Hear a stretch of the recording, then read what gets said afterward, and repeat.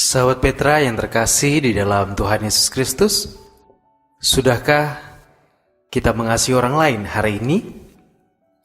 Bagaimana kabar saudara saat ini? Kiranya Tuhan senantiasa memberkati saudara dan juga saudara bisa merasakan cinta kasih Tuhan di dalam kehidupan saudara sekalian. Dan saat ini sahabat yang terkasih, kita akan bersama memulai hari kita dengan sapaan Tuhan dalam embun pagi hari Senin tanggal 15 Januari 2024. Kita akan bersama merenungkan embun pagi saat ini dengan tema mengucap syukur dan memuliakan Tuhan, yang akan diambil dari Mazmur pasal 86 ayat 1 sampai dengan ayat 17. Saat ini kita bersama akan merenungkan firman Tuhan bersama saya Pendeta Arditulus Arianto dari GKJ Sarimulyo. Sebelum bersama kita akan merenungkannya dan merasa-rasakan firman Tuhan, kita akan berdoa memohon pimpinan dari Tuhan supaya kita dimampukan untuk mendengarkan serta menghidupinya di tengah-tengah kehidupan kita. Mari sahabat Petra yang terkasih, kita menghadap Tuhan di dalam doa. Kami sungguh mengucap syukur Tuhan untuk setiap cinta kasih, kebaikan yang senantiasa Engkau nyatakan di dalam kehidupan kami. Di tengah-tengah berbagai rupa pergumulan yang kami alami, Engkau senantiasa menyatakan diri-Mu di dalam pertolongan, di dalam cinta kasih dan kebaikan-Mu. Dan juga pada pagi ini kami juga merasakan bagaimana Engkau melawat dan memelihara kami. Ketika Tuhan memberikan hari yang baru untuk kami nikmati, hari yang baru untuk kami jalani. Dan saat ini Tuhan, di dalam kami menjalani hari ini, kami bersama hendak mendasarinya dengan sapaan yang dari-Mu. Kiranya Engkau yang menolong kami di dalam kami merenungkan sabda kebenaran-Mu. Dan kiranya Roh-Mu yang kudus hadir bagi setiap kami, memampukan kami di segala keterbatasan dan kekurangan kami, supaya kami Engkau mampukan untuk menjadi pendengar firman-Mu, orang yang merenungkannya, sekaligus menjadi orang yang menghidupinya di dalam dan di tengah-tengah kehidupan kami. Kami serahkan Tuhan perenungan firman-Mu pada pagi ini ke dalam tangan kuasa-Mu sendiri. Di dalam nama Tuhan kami Yesus Kristus, kami naikkan doa dan permohonan kami. Terima kasih Tuhan. Amin. Bersama kita akan merenungkan firman Tuhan yang tertulis di dalam kitab Mazmur pasal 86 ayat 1 sampai dengan ayat yang ke-17. Mazmur pasal 86 ayat 1 sampai dengan ayat yang ke-17. Satu buah perikop di mana Lembaga Alkitab Indonesia memberikan judul Doa Minta Pertolongan. Demikian sabda Tuhan. Doa Daud. Sendengkanlah telingamu ya Tuhan, jawablah aku, sebab sengsara dan miskin aku. Peliharalah nyawaku, sebab aku orang yang Kau kasihi. Selamatkanlah hamba-Mu yang percaya kepadamu. Engkau adalah Allahku, kasihanilah aku ya Tuhan, sebab kepadamu-lah aku berseru sepanjang hari. Buatlah jiwa hamba-Mu bersukacita, sebab kepadamu-lah ya Tuhan ku angkat jiwaku. Sebab Engkau ya Tuhan baik dan suka mengampuni, dan berlimpah kasih setia bagi semua orang yang berseru kepadamu. Pasanglah telingamu kepada doaku ya Tuhan, dan peliharalah dan perhatikanlah suara permohonanku. Pada hari kesesakanku aku berseru kepadamu, sebab Engkau menjawab aku. Tidak ada seperti Engkau di antara para Allah ya Tuhan, dan tidak ada seperti apa yang Kau buat. Segala bangsa yang Kau jadikan akan datang, sujud menyembah di hadapan-Mu ya Tuhan, dan akan memuliakan nama-Mu. Sebab Engkau besar dan melakukan keajaiban-keajaiban. Engkau sendiri saja Allah. Tunjukkanlah kepadaku jalan-Mu ya Tuhan, supaya aku hidup menurut kebenaran-Mu. Bulatkanlah hatiku untuk takut akan nama-Mu. Aku hendak bersyukur kepadamu ya Tuhan Allahku dengan segenap hatiku, dan memuliakan namamu untuk selama-lamanya.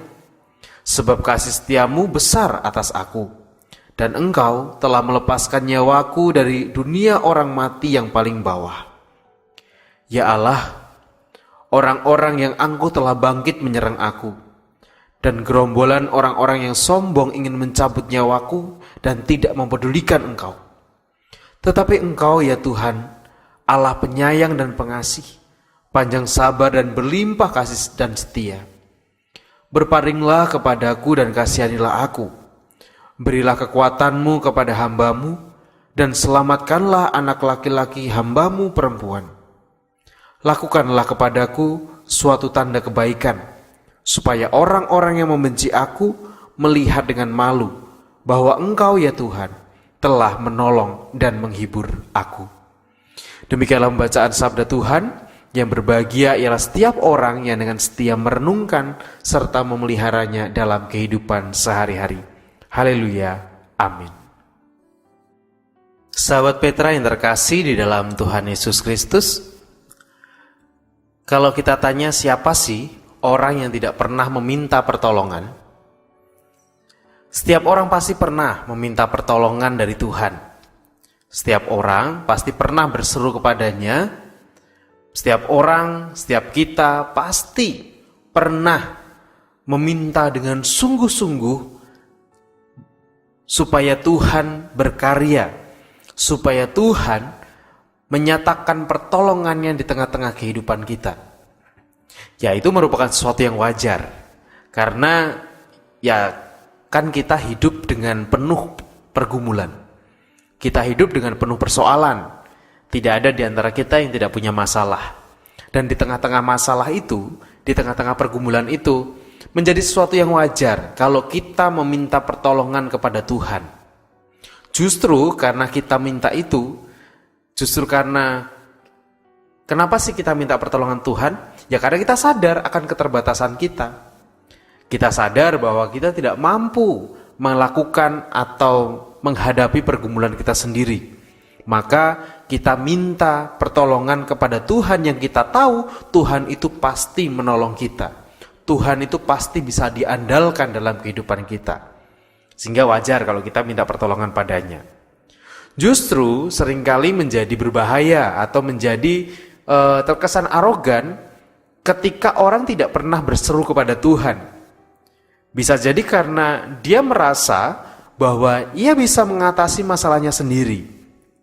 Dengan kemampuan yang dimiliki atau dengan segala sesuatu yang ia punya, ia merasa bahwa aku bisa kok melakukan semuanya sendiri dan aku tidak perlu berseru kepada Tuhan.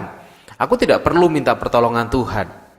Hal itu seringkali justru menunjukkan kesombongan kita, kesombongan atas dirinya di hadapan Tuhan. Dan tentu hal itu bukan sesuatu yang dikehendaki Tuhan. Tuhan justru meminta kita untuk kita bisa menghadapnya, untuk kita berseru kepadanya, meminta pertolongan kepadanya di tengah berbagai pergumulan kita. Karena kita tahu Tuhan tidak akan pernah mengusir kita ketika kita mau datang berseru kepadanya. Sehingga meminta pertolongan sesuatu yang wajar dan bahkan sesuatu yang baik di dalam kehidupan iman kita, di dalam pertumbuhan relasi kita bersama-sama dengan Tuhan. Akan tetapi, sahabat Petra yang terkasih, ketika kita meminta pertolongan kepada Tuhan, kita sudah minta, Tuhan tolong supaya saya begini, Tuhan tolong saya sedang dalam situasi seperti ini, saya tidak mampu dan lain sebagainya. Kita minta itu kepada Tuhan, dan Tuhan sudah menyatakan pertolongannya kepada kita. Tuhan memberi pertolongannya, ini aku berikan pertolonganku kepadamu supaya engkau bisa bebas, bisa menyelesaikan pergumulanmu, bisa menyelesaikan permasalahanmu. Kita sudah menerima kebaikan Tuhan, kita sudah menerima pertolongan Tuhan. Akan tetapi dalam situasi seperti itu, kita seringkali justru menjadi orang-orang yang tidak tahu terima kasih. Kita sudah ditolong, kita sudah dibantu, tapi kita tidak pernah menyatakan syukur kita kepada Tuhan. Kalau masalah kita sudah selesai, yang pertama kita lakukan adalah kita bersorak-sorak, kita berpesta, atau kita punya pergumulan tertentu, kita punya permohonan tertentu. Ketika itu terkabul, kemudian yang kita lakukan, yang kita luapkan adalah pertama-tama euforianya. Yang pertama-tama kita lakukan adalah kesenangannya, itu yang kita luapkan. Misalnya saja Natal gitu ya. Kita mengharapkan kehadiran Tuhan. Kita menanti-nantikan kedatangan Tuhan. Di dalam masa Advent itu, kita menantikan dalam refleksi kita kelahiran Yesus. Meskipun dalam perayaan Natal atau momen Natal itu kemudian kita sudah lakukan dan hayati bertahun-tahun. Tetapi dalam momen Natal itu, seringkali yang ketika Yesus sudah lahir, Yesus sudah berada di tengah-tengah kehidupan kita, yang kita lakukan justru euforianya. Bukan refleksi, bukan makna Natalnya yang kita dapatkan, dan bukan wujud syukur yang kita berikan, tetapi kita hanya bingung, hanya sibuk, hanya disibukkan dengan sebuah euforia perayaan Natal. Nah, itu seringkali menjadi satu tanda bahwa kita seringkali menjadi orang-orang yang tidak tahu terima kasih. Meskipun Tuhan sudah berkarya di tengah kehidupan kita, kita sudah merasakan kebaikan Tuhan. Apalagi kalau kita itu seringkali hanya mengukur pertolongan Tuhan itu dari sudut pandang waktu, bukan proses pekerjaan tangan Tuhan.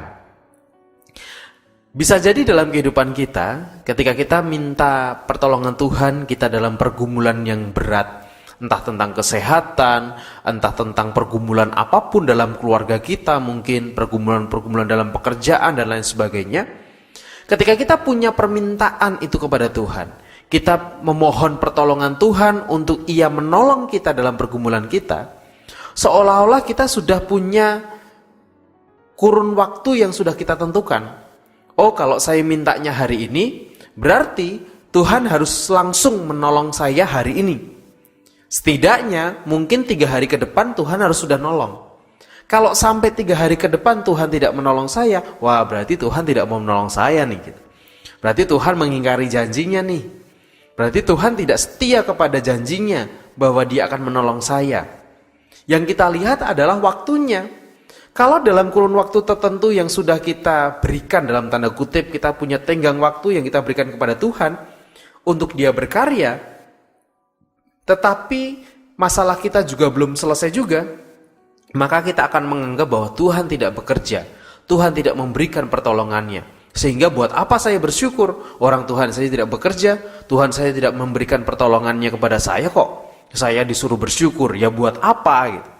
Seringkali itu juga yang muncul, karena yang kita nyatakan atau yang kita buat standar dalam pertolongan Tuhan adalah bukan prosesnya, melainkan waktu yang sudah kita tentukan. Kita tidak melihat pada proses yang Tuhan lakukan dalam mengerjakan pertolongannya bagi kita. Mungkin dalam pergumulan kita punya pergumulan yang sudah kita kerjakan, kita gumuli, kita upayakan dalam kurun waktu yang lama. Dalam kurun waktu yang tidak sebentar. Dan dalam hal itu kita menganggap Tuhan gak pernah bekerja. Padahal bisa jadi Tuhan itu mendampingi kita. Proses yang Tuhan lakukan itu senantiasa terjadi, senantiasa bisa kita rasakan dalam kehidupan kita. Tapi karena masalah kita belum selesai, kita menganggap Tuhan tidak berproses di dalamnya. Yang kita orientasikan adalah waktu dan hasil, bukan proses yang terjadi. Padahal bisa jadi dalam proses yang Tuhan nyatakan, yang Tuhan berikan pada kita, Tuhan ingin mendidik kita. Tuhan ingin mengajarkan sesuatu bagi kita. Sesuatu dalam bentuk apapun itu. Bisa jadi memang kita punya range waktu yang mungkin lama untuk kita menggumuli pergumulan kita bersama-sama dengan Tuhan. Supaya kita menjadi pribadi yang jauh lebih baik lagi. Dan mungkin refleksi itu yang sebenarnya sudah kita temukan dalam pergumulan-pergumulan kita yang lalu. Mungkin kita pernah merasakan pergumulan lama tidak selesai, dan pada akhirnya kita bisa menyelesaikan pergumulan itu. Hingga pada akhirnya kita merasa, oh iya, untung ada pergumulan itu. Sehingga saya bisa menjadi pribadi yang seperti ini. saya bisa menjadi pribadi yang lebih baik, saya bisa menjadi orang yang begini, orang yang begitu. Kalau tidak ada pergumulan ini, pasti saya tidak akan menjadi orang yang seperti ini. Refleksi itulah yang harusnya kita lihat juga di dalam cara melihat pertolongan Tuhan yang Tuhan nyatakan bagi kita. Bukan waktu dan hasilnya, melainkan kita melihat pada proses yang Tuhan berikan, proses yang Tuhan kerjakan di dalam menolong kita terhadap atau atas pergumulan-pergumulan yang kita alami dalam keseharian kita. Kalau kita tidak mampu untuk melihat pertolongan Tuhan, maka bisa jadi juga kita juga tidak akan bisa untuk menyatakan syukur dalam kehidupan kita. Kalau kita tidak pernah melihat proses Tuhan bekerja atas hidup kita, kita pun juga akan menjadi orang-orang yang tidak tahu terima kasih. Karena yang kita lihat adalah hasilnya seperti apa, bukan Tuhan berproses bersama kita seperti apa. Nah, kalau kita tidak pernah menyatakan syukur kita atas pertolongan Tuhan, kita tidak pernah melihat proses karya Tuhan bagi kita, ya bagaimana mungkin kita bisa memuliakan Allah? Bagaimana mungkin kita bisa memuliakan sosok Tuhan di tengah-tengah kehidupan kita? Memuliakan Tuhan tumbuh dari sebuah rasa syukur. Memuliakan Tuhan tumbuh dari sebuah rasa terima kasih atas refleksi kita bahwa Tuhan melakukan sesuatu yang baik di dalam pergumulan kita atau di dalam diri kita. Kalau kita sudah menerima kebaikan Tuhan, maka rasa syukur itu bisa muncul. Kalau rasa syukur sudah muncul, maka kita akan memuliakan Tuhan dengan juga bentuk-bentuk perbuatan kita yang lain, dengan bentuk-bentuk yang kita kerjakan di dunia ini sebagai ungkapan syukur kita untuk memuliakan Tuhan. Mengucap syukur dan memuliakan Tuhan menjadi sesuatu yang linier, menjadi sesuatu yang bisa saling terkait. Kalau orang mau mudah untuk bersyukur, orang mau untuk bersyukur, maka ia pun juga akan lebih dimudahkan untuk memuliakan Tuhan. Kalau kita sudah ditolong, maka kita pun akan menolong orang lain kan gitu. Kalau kita sudah diberi, maka kita juga akan biasanya memberikan juga kepada orang lain. Nah, memberikan kepada orang lain, memberikan pertolongan kepada orang lain menjadi wujud bahwa kita memuliakan Tuhan. Kita mungkin berpikir bahwa, saya sudah memuliakan Tuhan kok. Ketika saya di gereja, saya menyanyi-nyanyi, saya ikut pelayanan, saya bersorak-sorak, saya jadi petugas ini, petugas itu di gereja, pelayanan di sana, di sini. Bahkan di hari Minggu itu saya nggak pernah di rumah, karena saya sibuk pelayanan. Tapi pertanyaannya adalah, apakah itu bentuk memuliakan Tuhan? Ya, belum tentu juga. Memuliakan Tuhan dengan cara yang terbaik adalah bagaimana kita kemudian menghidupi kehidupan kita dan kita meneruskan pertolongan yang Tuhan berikan kepada kita untuk kita nyatakan kepada orang-orang di sekitar kita. Tuhan akan jauh lebih dimuliakan dengan tindakan kita, dengan aksi kita daripada dengan nyanyian-nyanyian yang kita ungkapkan baginya. Bisa jadi Tuhan sedih loh kalau kita nyanyinya sangat semangat, kita nyanyinya mungkin sambil nangis-nangis gitu. Tapi kehidupan kita toh jauh dari kata syukur, kehidupan kita jauh dari meneruskan pertolongan Tuhan kepada orang-orang di sekitar kita. Kalau kita mau memuliakan Tuhan, mari kita nyatakan atau mari kita tumbuhkan rasa syukur dalam kehidupan kita. Kalau kita jadi orang-orang yang tahu terima kasih, orang yang mau bersyukur dengan melihat bagaimana Tuhan berproses menolong kita, maka memuliakan Tuhan akan bisa kita wujudkan dengan cara yang nyata, dengan cara yang jauh lebih indah, dengan cara yang jauh lebih berguna, yaitu kita bisa meneruskan pertolongan yang kita dapatkan dari Tuhan untuk kita nyatakan juga bagi orang-orang di sekitar kita. Pertanyaannya adalah, apakah kemudian kita sudah merefleksikan proses Tuhan, proses karya Tuhan di tengah-tengah pergumulan kita? Apakah kita sudah menyatakan syukur kita, menumbuhkan syukur kita? Dan apakah kemudian kita sudah memuliakan Tuhan dengan cara yang benar? Ataukah kita memuliakan Tuhan hanya sekedar dengan mulut kita, dengan suara kita, tetapi tangan dan kaki kita hanya kita ikat kuat-kuat tanpa kita mau menunjukkan dan menghasilkan serta meneruskan pertolongan yang sudah kita terima untuk orang-orang di sekitar kita. Tuhan memberkati kita. Amin. Marilah sahabat Petra yang terkasih, kita bersama menaikkan doa kita di dalam kita mengendapkan apa yang sudah kita renungkan dan kita memohon pertolongan dari Tuhan untuk kita menjalani hari ini, supaya kita menjadi orang-orang yang tahu berterima kasih, orang-orang yang mau menunjukkan dan menumbuhkan syukur serta memuliakan Tuhan melalui kehidupan dan tindakan kita. Mari bersama kita berdoa.